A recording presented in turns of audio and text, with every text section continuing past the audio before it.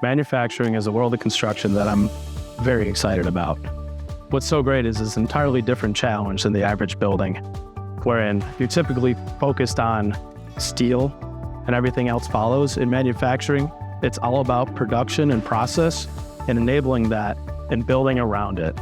And through our techniques, we've done a lot of different projects, whether they be expansions or new or renovation.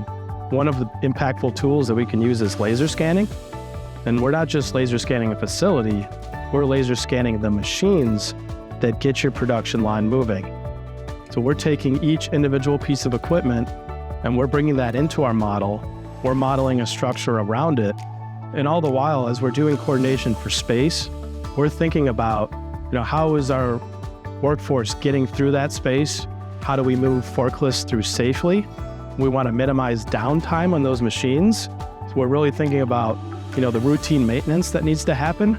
It's a whole host of additional challenges that go into that coordination that make it so exciting.